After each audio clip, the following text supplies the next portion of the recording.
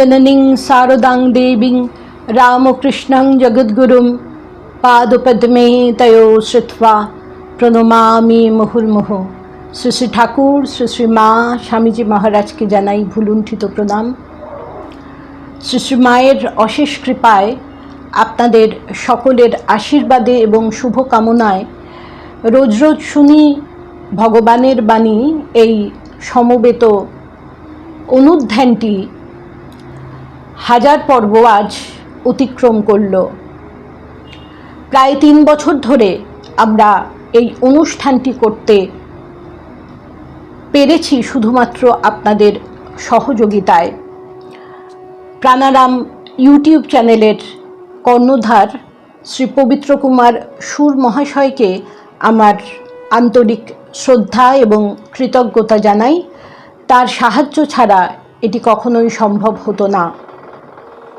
আমরা বলেছিলাম 1000 পর্বে আমরা 1 ঘন্টার একটি এপিসোড করব এবং আমরা স্থির করেছিলাম যে গঙ্গার তীরে দাঁড়িয়ে আমরা মায়ের কথা স্মরণ মনন করব,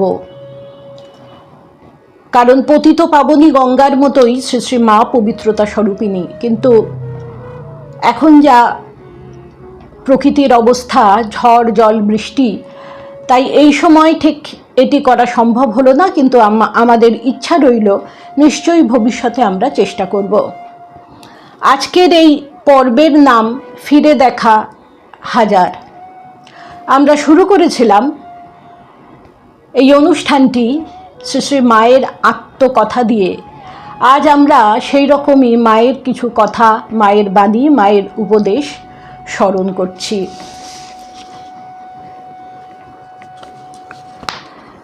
শ্রী শ্রী মা বলেছেন, লোকে আমার কাছে আসে, বলে জীবনে বড় অশান্তি, ইষ্ট দর্শন পেলুম না, কিসে শান্তি হবে মা? কত কি বলে। আমি তখন তাদের দিকে চাই আর আমার দিকে চাই, ভাবি এরা এমন সব কথা কেন বলে?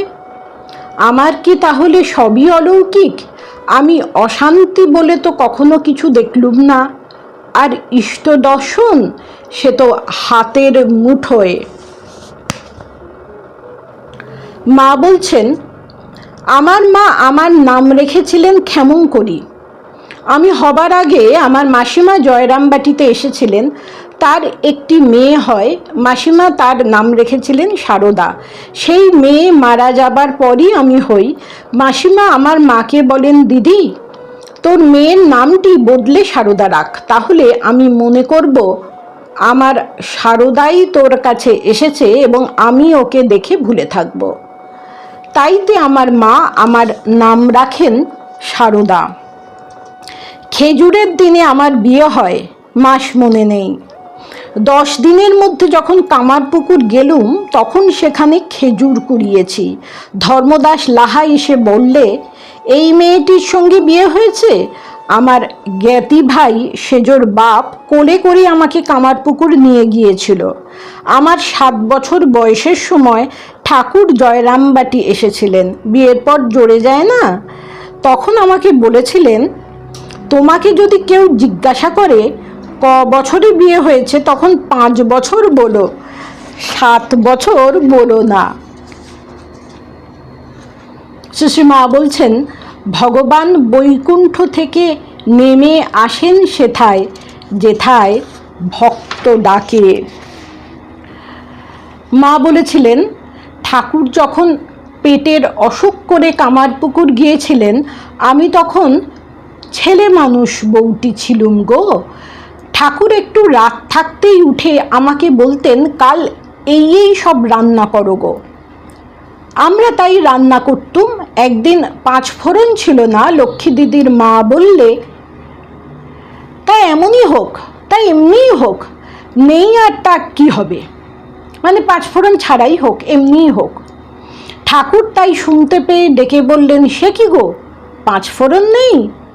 তা 1 পয়সার আনিয়ে নাও না, যাতে যা লাগে তা বাদ দিলে হবে না।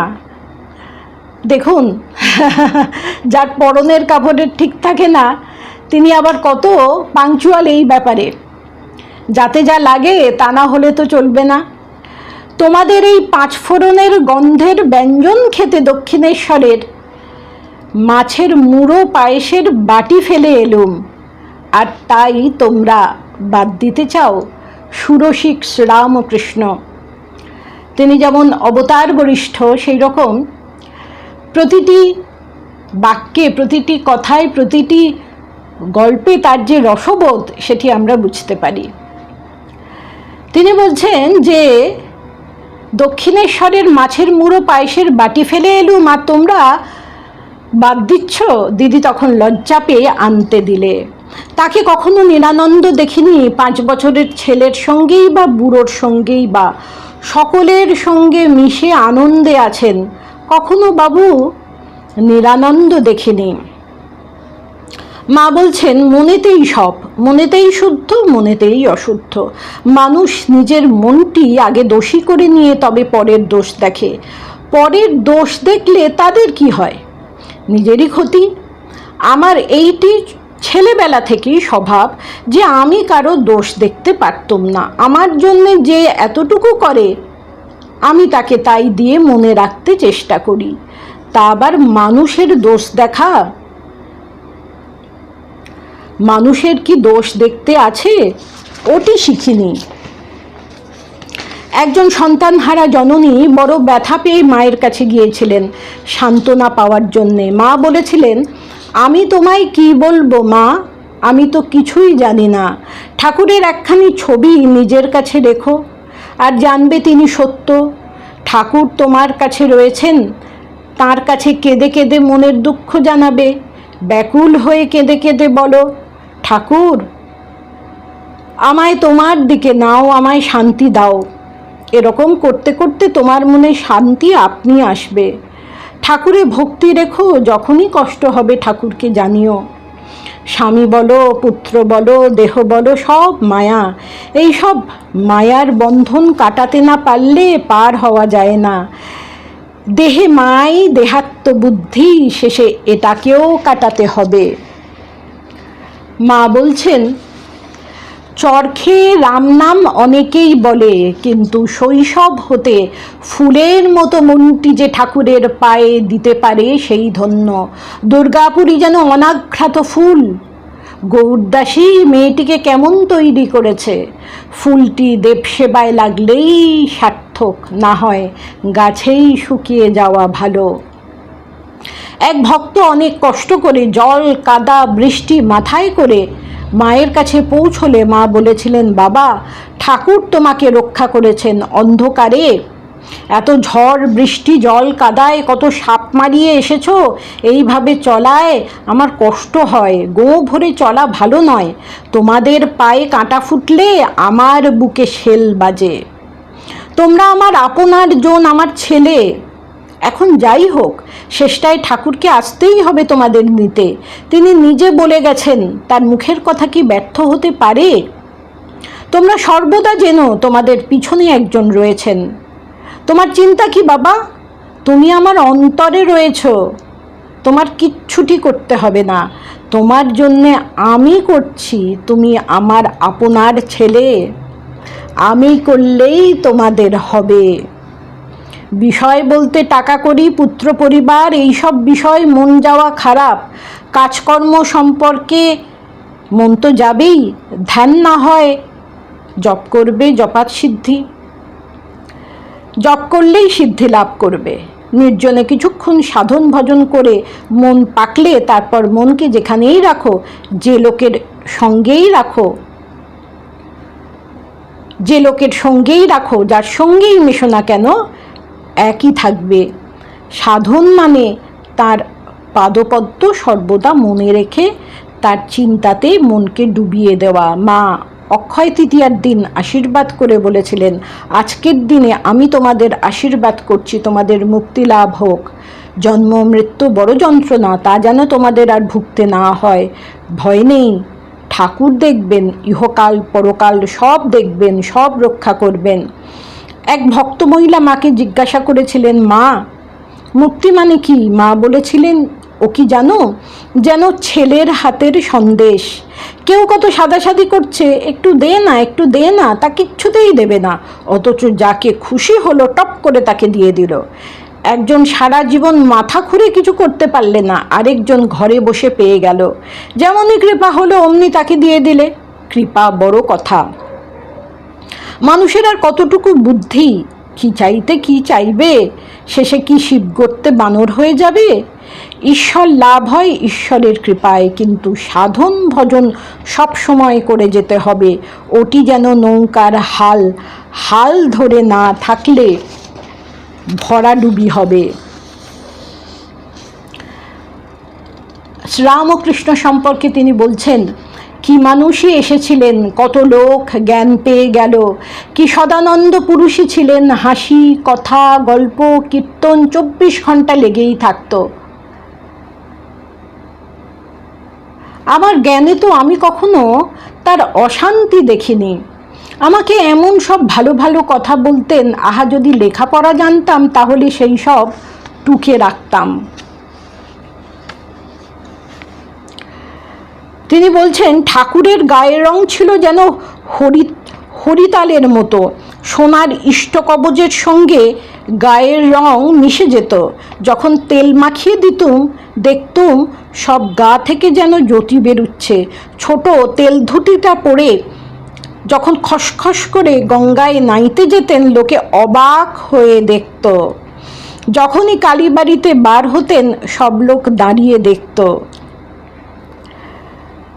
ওই তিনি যাচ্ছেন। বেশ মোটাসোটা ছিলেন। মথুরবাবু একখানা বড় পিঁড়ি দিয়েছিলেন, বেশ বড়। যখন খেতে বসতেন তখন তাতেও বসতে কুলাতো না। কালীবাড়িতে দক্ষিণেশ্বরে একজনের জামাই এসেছিল, খুব গৌরবর্ণ।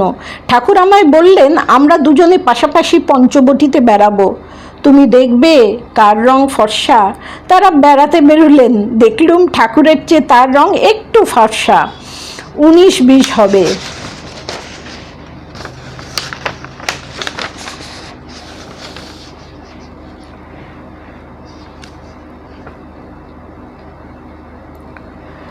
একবার যোগিন মায়ের মনে সংশয় আসে। একদিন গঙ্গার ঘাটে ধ্যান করতে বসে তিনি দেখলেন ঠাকুর সামনে দাঁড়িয়ে বলছেন, দেখো গঙ্গায় কি ভাসছে। যোগিন মা দেখছেন একটি সদ্যজাত শিশু নারী ভুঁড়ি জড়ানো গঙ্গায় ভেসে যাচ্ছে। ঠাকুর বললেন, গঙ্গা কি কখনো অপবিত্র হয়? তিনি বললেন, তাকে এবং শ্রী মাকে অভেদ জ্ঞান করতে। ফিরে এসে যোগিন মা ক্ষমা চাইলেন। মা বলেছিলেন,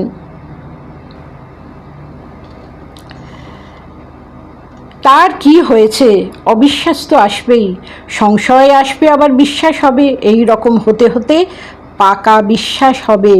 আমিও তো ওদেশে কত বিষ্ঠা মারিয়ে ফেলতাম, দুবার গোবিন্দ গোবিন্দ বলতাম, ব্যাস শুদ্ধ হয়ে যেতাম। মনেতেই সব, মনেতেই শুদ্ধ, মনেতেই অশুদ্ধ।